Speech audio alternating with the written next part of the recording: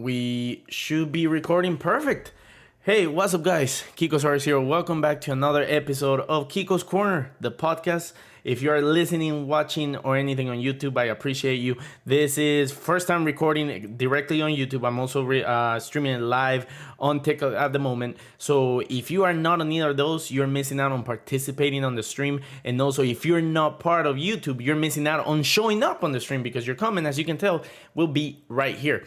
But today, we're going to be talking about the Champions League recap. We're going to be talking about everything, all the games, review my opinion and everything. And also, I need to update the Kiko's Power Rankings. That's going to be a different video, but I can give you the preview on here because I'm probably going to be posting that later on. But without further ado, reminder, subscribe to the YouTube, like the video, share it. And also follow the TikTok, the Twitter, the Instagram. All of them, I'm Imkikosuarez because I'm Imkikosuarez in every single social media. But without further ado, let's go game by game. All right? Let me make sure that the chat is just a little bit smaller here. There we go. All right. Perfect. So, starting with the very first game, Group A. Copenhagen, Bayern Munich. I was talking to my boy, CR Visuals. This game, he was telling me, like, Kiko, we're not doing good. And I'll be honest, I don't know what's going on over there at Bayern. This lot just hired Harry Kane. They just signed Harry Kane, and they don't look as direct or as dominant as I thought they would. Obviously, we're still in the beginning of the season. We're still in that process of saying, like, hey, who's what, who did that? But overall, we're talking about is Bayern really gonna be hitting their prime, gonna be hitting their spot, their peak when it comes down to the round of 16, the KO rounds, which obviously is Bayern Munich. It's still great. San is playing like a top 5 winger in the world. He's playing like at that caliber. Musiala is still fantastic. They show resilience in this game because Matisse Tel, this kid, 18 years old. I don't know what Tuchel was thinking about when he said that he was going to send him on loan. This kid is such an amazing talent. Pretty much every game that he shows up, he delivers. With the very few times, the very few minutes that he gets on. And then Copenhagen, you cannot fault Copenhagen, bro. Putting a fight against a team like Bayern in their home, it's more than respectable. You're talking about they were winning for about 11 minutes until Bayern decided to kick in. But then that's it. But they're probably going to go through as the first in the group still. It's just these are the type of games that make you feel shaky. You know, it really is making you feel shaky. Tuchel tactics is holding Bayern back. Some people have been telling that. Some people have been telling me that. Okay, this one. Boy, how did I cook on this game. Boy, did I cook. Because, boy, was I giving Manchester United like the warnings. I was saying Galatasaray can be united. Galatasaray can be united. And what went on and happened? Galatasaray beat United. 3-2. Manchester United at Old Trafford. What is going on over there at United? I don't know. I really, really don't know. Galatasaray play really well.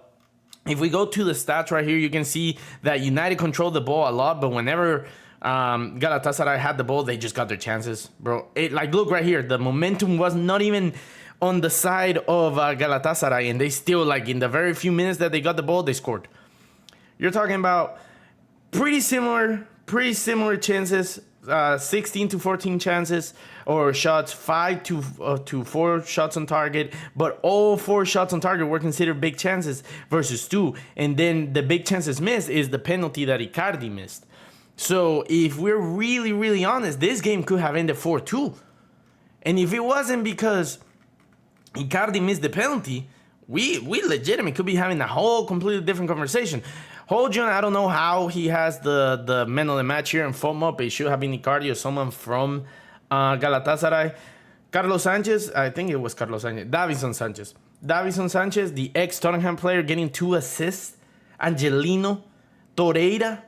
Bro, there's a bunch of ex-Prem players team that probably wanted to beat this team. Then, who was it? Saha, how his goal. Icardi, again, he played fantastic. But if we focus on the reality of this game, it was all United's fault. It was United's fault. You're talking about Rashford. I don't know what he's playing at. Like, legit, I don't know what he's playing what. Because he had 2 chances created and 0 shots. How are you the most explosive, the highest paid player in United and not even get a chance? Not even get a block shot or anything. It's mad for me. Then, Hojun is the... I know... I'm going to call him Rasmus. Because I know I mispronounce his last name every single time. This dude, clinical. He had 2 chances, 2 on target.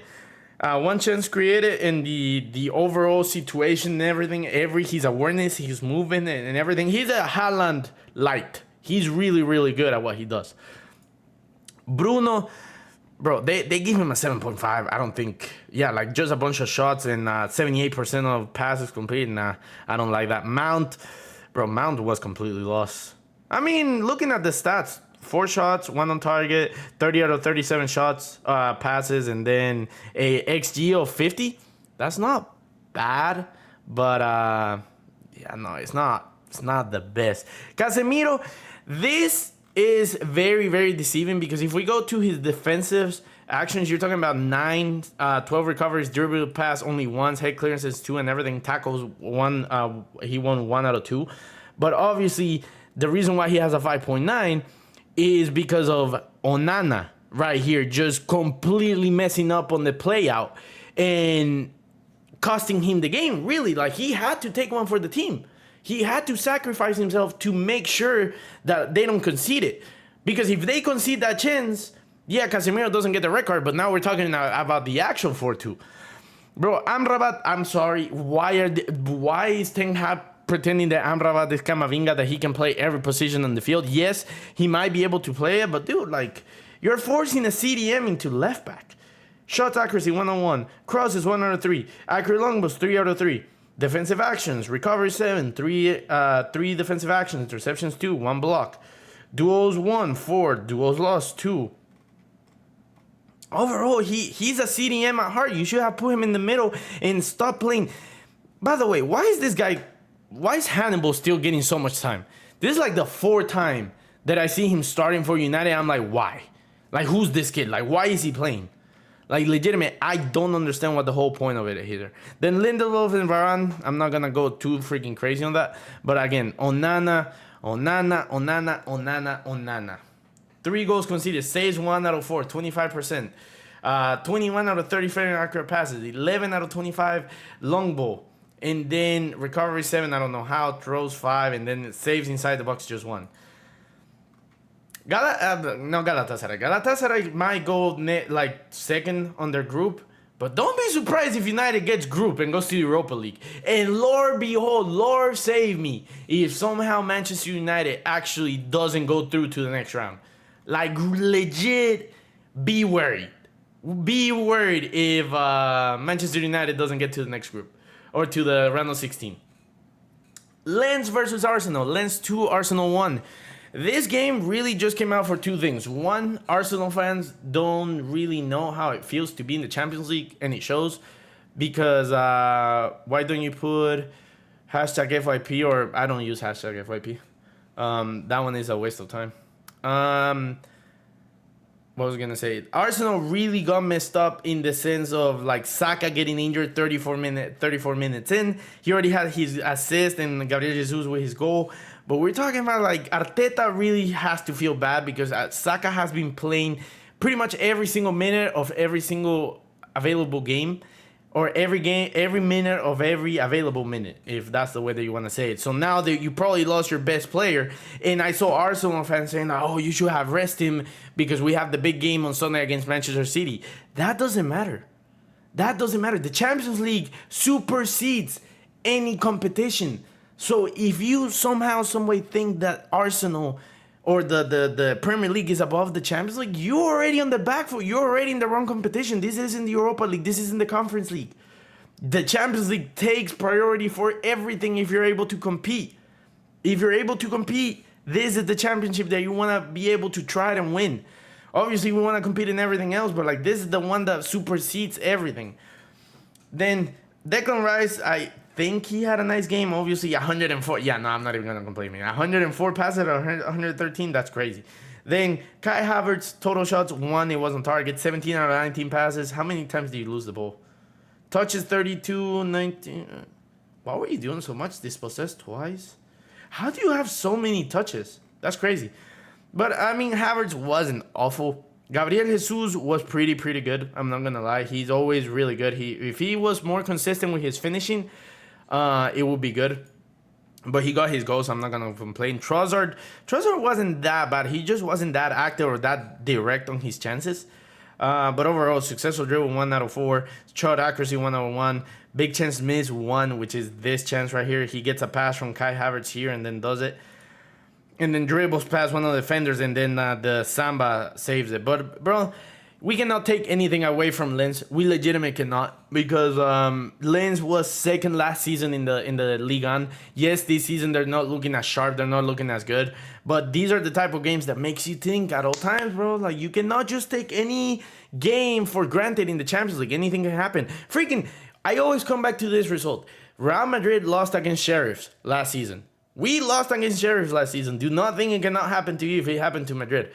Then this game, PSV Eindhoven versus Sevilla. For what, bro? I've seen so much controversy in this match. Is insane, because I've seen, I don't know how many people and how many players and everything saying, like, Sevilla was robbed. Like, we got robbed. Ramos was saying, like, I cannot believe we didn't win this game and blah, blah, blah. Like, it's a shame and stuff like that. And I was like, why? I didn't even bother watching it. I just know this was a fantastic game, high goal scoring. If we go down to the chances, we're here. Look at the momentum, bro. First half, it was all PSV and a little bit of Sevilla. But look at the second half. It was just even. PSV, Sevilla controls, and that's where they get the goal.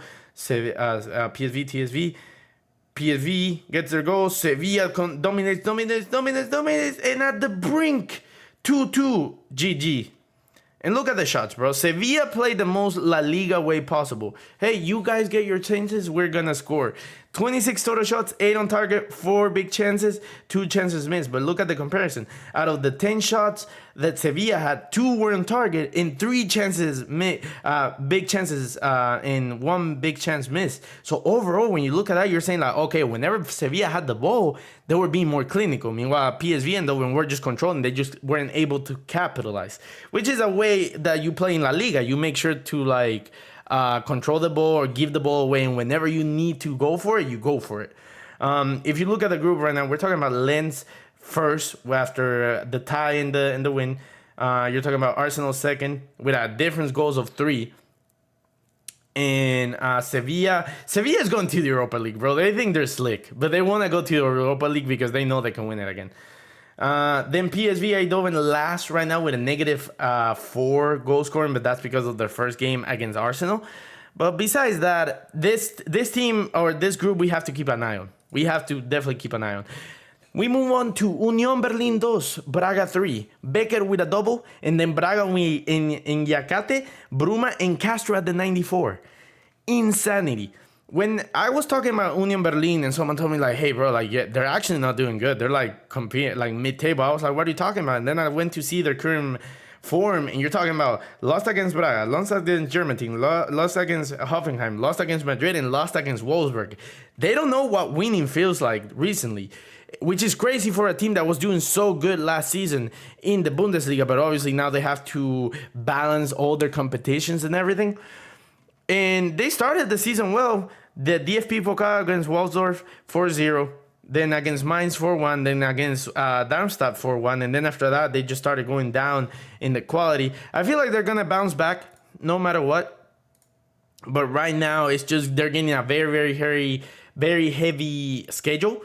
And that's why they're not able to capitalize on it. Meanwhile, Braga, on the other hand, you're talking about they're currently 5th in their league, but also they have won their 3 last games, including the Union Berlin. Only lost against Napoli, which is, there's no shame losing to Napoli, right?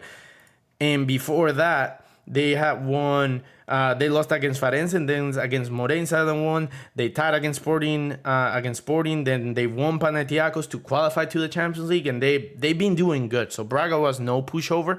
It's a high goal scoring game. 3-2 is always good. But hey, bro, that whole situation really doesn't matter, because these are the 2 that are gonna go through. You're talking about Napoli and Real Madrid. I already made a full video breakdown about this. If you haven't watched it, go watch it. It's in the channel. But overall, again, Real Madrid play fantastic. This is one of the first games that I said, like, we play well and we won well. like we dominated and converted all our chances. Napoli's looking like they're picking up their level again. I actually want to see their fixtures. So right now, you're talking the loss against Madrid, but 1-4-0 against Lecce, 1-4-1 against Udinese. And before that, here, this period was the time that I was saying, like, okay, Napoli might not be doing that good this season, but it was just, we're having a drought. So they're going to be just fine. Now, if we move to the Real Sociedad Salzburg, I was so happy about this game because Real Sociedad was they're playing such a fantastic football. You're talking about Kubo is being a demigod, bro. I really hope that we buy him back to either capitalize on his money on the move or just let Real Sociedad sell them and get the selling clause. But Real Sociedad is playing one of the most enjoyable footballs out there. And then when it comes down to Salzburg, I don't really have much to say about them. I think when it comes down to Austria football, they're really, really good. They're going to dominate. They're probably going to win the league. Again, I think they won it last season if I'm 100% right. But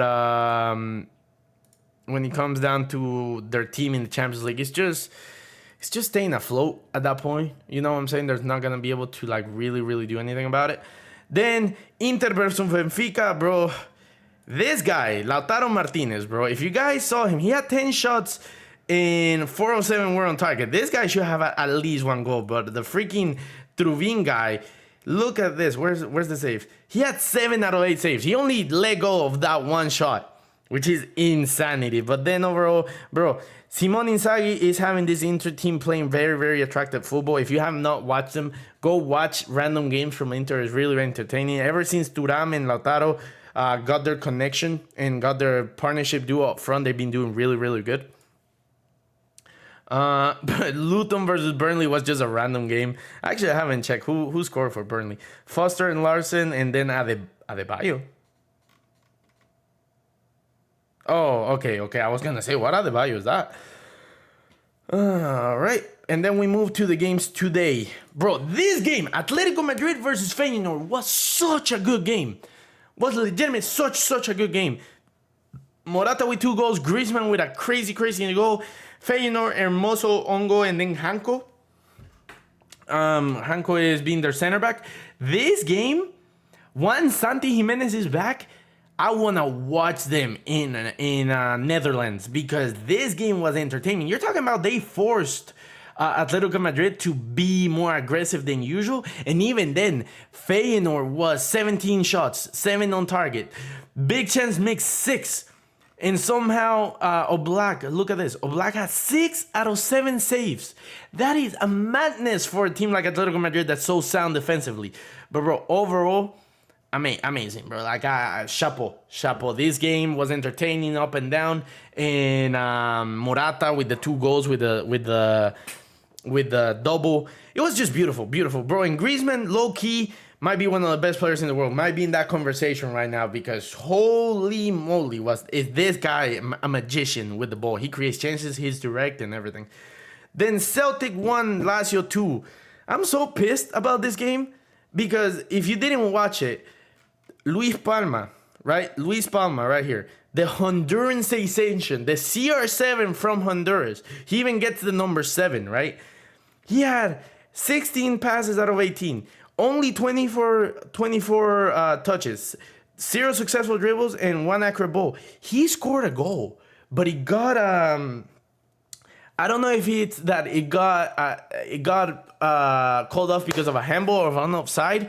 But bro, I was going crazy when I saw the notification that Palma has scored. But then obviously, bro, Lazio being the better team in this situation, got the goal from Pedro Rodriguez. My Barcelona fans will probably remember him. And if you're just a football fan, you'll remember him. And then Vecino and Romagnoli, bro, they were just good. This team is another team that plays entertaining football. Like, if we look at the stats, actually, bro, like, the stats will indicate you that Lazio got lucky. 0.88, they couldn't even break the 1xG. And they scored 2. That is crazy. I need to rewatch this. I need to rewatch this game, or I need to watch it because I didn't watch it. I need to watch the highlights because if anything, it makes it seem like Celtic was the better team. Then Milan versus Dortmund. I didn't talk about anything about this game because I didn't watch it at all. I saw it was 0-0. I was like, you know what? I was expecting fireworks out of this game. There wasn't even a single goal. I'm not gonna waste my time. And looking at the stats, how was there not a goal? Wait, how many saves did the goalkeepers have? So Cobel had 2 out of 2 saves, and Magnan had 3 out of 3. So they weren't forced that much. They weren't put on the back foot as much as I thought. Whatever. I'm just gonna bypass this game. The overall consensus, I feel like now that we saw how Newcastle and everything are playing, I feel like Milan will go through and Newcastle will go first, because PSG, brother, did I have fun watching this game, because I was saying, PSG, you finally are on your downfall. This is your downfall arc, because this is done for. You're talking about Dembele, complete doo-doo. Cannot hit the target to save his life, and any chance is basically a waste at that point on him. Mbappe got the Haaland treatment today. Newcastle built everything around defending and neutralizing Mbappe, because if you neutralize Mbappe in Paris Saint-Germain, you neutralize everything, and at that point is point period blank. He's not gonna do anything. Kolo Muani disappointed me a lot, really a lot. I haven't seen much of him at all ever since he went to Paris Saint-Germain.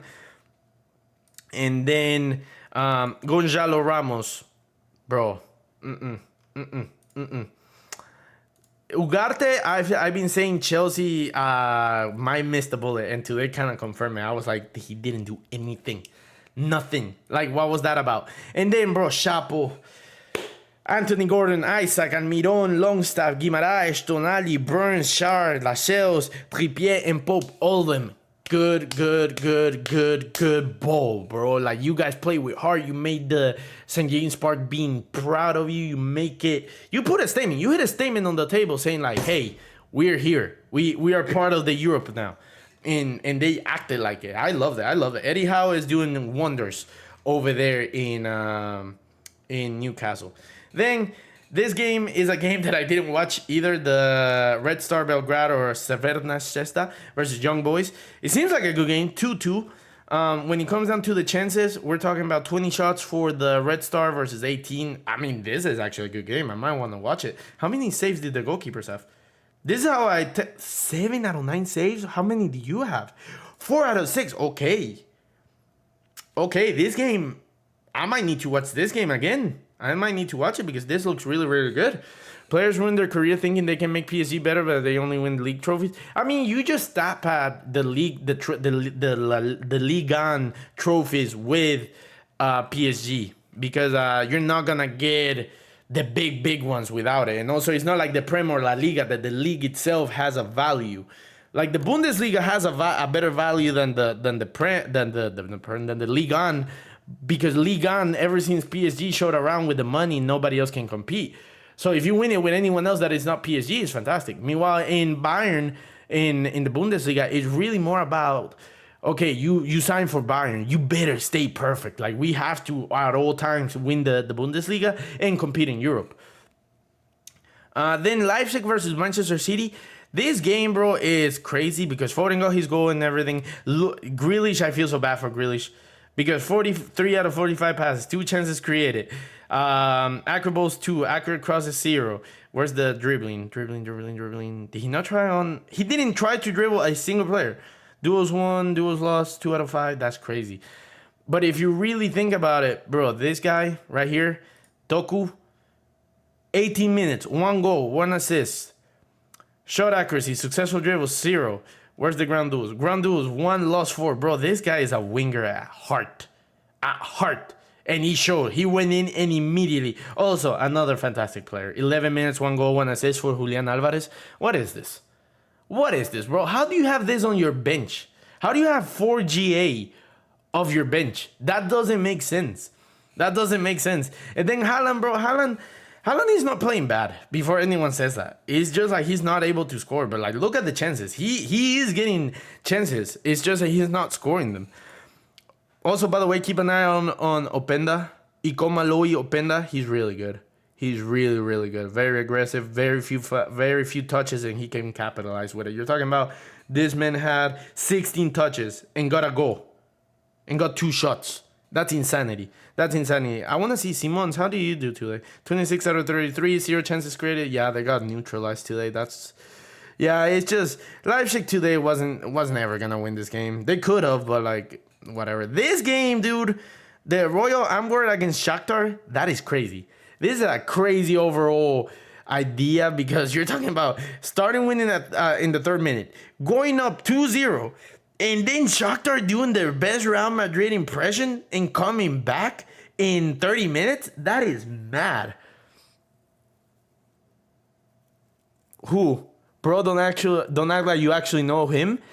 Openda? I made about about $150 only on betting on him so far in the Bundesliga. So don't tell me I don't know who he is. He's fantastic. But Shakhtar, we're talking about this guy, Silga. I don't know where he came from, bro, but 2 goals in 87 minutes. This game overall had it all. It seems like he had it all because even there's an error to goal by John Boutte from Antwerp. Crazy. Here, I cannot pretend I know anyone because I really don't. But let's see. Is there any player I know? Yeah, no, just Janssen. Vincent Janssen. He used to play for... it's not Ajax. Was it PSV? He used to play for a team in Ajax. And he didn't used to be a center mid. He used to be... Or an attacker. He used to be more in the midfield. Then we have the last one. Porto versus Barcelona. Bro... How did Barcelona not tie this game? I don't get it because Porto had everything to tie it, and then Barcelona at they owe this win to Gavi, not to Gavi, to Koundé and to Ter Stegen because those 2 guys made sure that the goal stayed at 0. Really made sure that no matter what happened, we weren't gonna concede. And once that happened, bro, the Torres went in. So this is the thing. We do have to think about the fact that they lost out a lot of players. You're talking about Gavi has a red card now. Lewandowski went out injured in the 34th minute. Felix, I think he got injured. I don't see why he was subbed out at the 69. And then basically the whole defense got a yellow card. And Ter Stegen, bro. Ter Stegen was a madness today. 5 out of 5 saves. That's crazy. That is crazy. And also, bro, props to Porto. You're talking about Diogo Costa almost had a perfect game. Then Pepe did not play? What happened?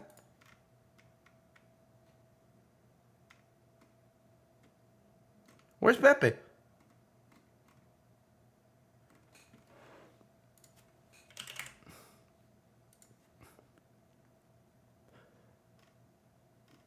Is he injured?